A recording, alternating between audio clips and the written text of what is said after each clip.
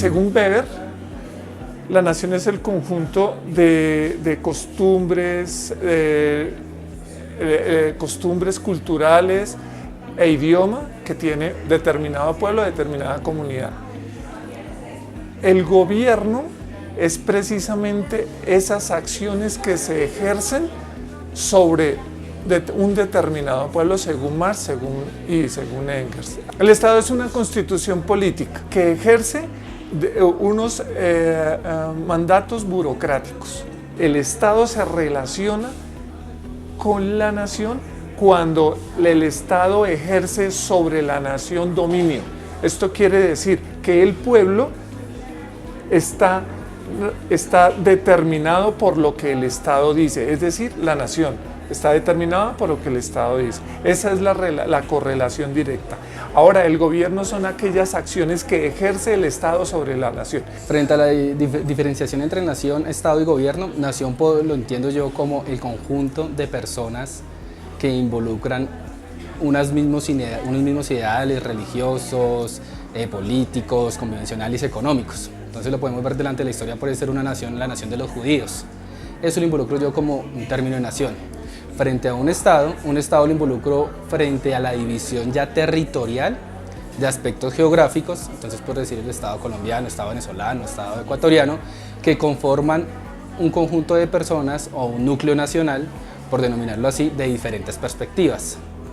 Y gobierno lo enfatizo con los aspectos que debe tener un Estado para su gobernanza, cómo administrar esos aspectos territoriales y problemáticas sociales o de la comunidad que están sumergidos dentro de ese estamento territorial.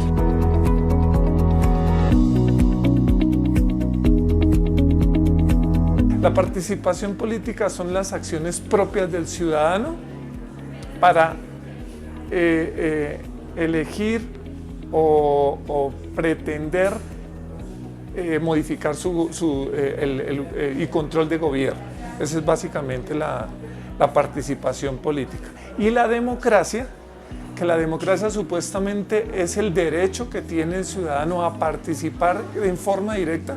Esto lo llama participación directa, lo llama Weber, que es la participación directa del pueblo en las decisiones que tome el Estado sobre los dominados.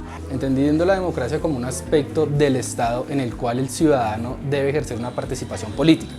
Entonces, haciendo diferencia, por ejemplo, a un aspecto de monarquía, de una gobernación de monarquía, frente a la democracia, el ciudadano es quien tiene que hacer una participación política frente a esa democracia. Es como yo entiendo la relación que existe entre esas dos.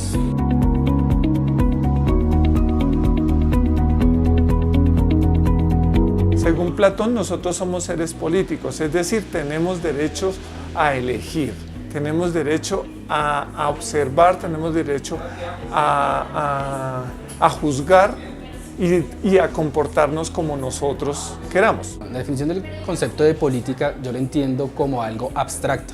Entonces, en el hecho que se está haciendo una política para ejercer, no sé, la mejora del aire y del medio ambiente, una política, no sé, de lucha contra la corrupción. Entonces esas políticas son como algo abstractos y el ejercicio político es quien encamina esa política. Me explico.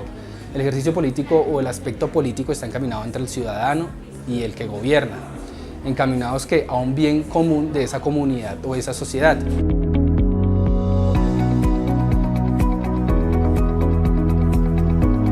Lo político son aquellas acciones que se ejercen alrededor del individuo. Lo político es la acción que ejerce. Entonces, por ejemplo, estamos hablando del mecanismo de esa política del mejor ambiente. Entonces, un aspecto político que puede ejercer un gobernador es una normativa, una ley. Entonces, ¿cómo el ciudadano puede ejercer algo político frente a su inconformidad? Entonces, puede hacerlo por medio de una marcha, por medio de una protesta. Ejerce su aspecto político frente a esa normativa.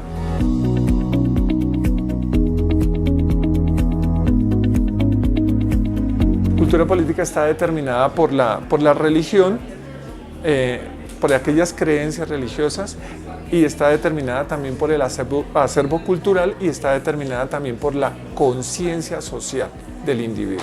Es decir, el acervo cultural es aquello que el individuo posee, aquel presupuesto que el individuo posee, y con ese presupuesto este individuo puede desarrollar política, o sea, puede desarrollar se puede desarrollar en sociedad, se puede desenvolver en sociedad y ser un ser político. Bueno, frente a los elementos que conforman la cultura política, yo lo establezco por la forma que está conformado el Estado. Frente a una democracia, se podría decir que se podría hacer una participación, por ejemplo, con elecciones, se podría hacer una participación refiriéndose a los derechos de los ciudadanos, a los deberes que deben constituir, diferente a un contexto en otra parte que podría ser una dictadura o una monarquía, que jugarían otros elementos que tendrían que estar ahí dispuestos para ese tipo de gobernanza en el Estado.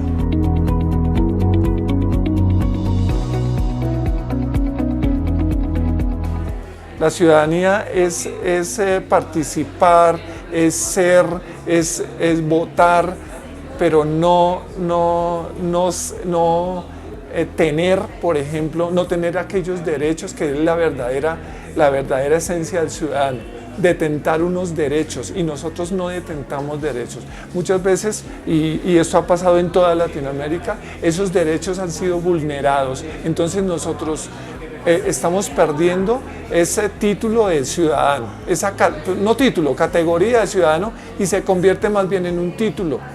Yo soy ciudadano si yo tengo una cierta posición económica, si yo estoy con el establecimiento, pero si yo soy un indigente, soy una persona fuera de la sociedad, que está fuera de la sociedad, dejo de ser ciudadano. Esto se ve y se ha visto mucho precisamente con la inclusión de aquellas personas que están en condición de indigencia o habitantes de calle.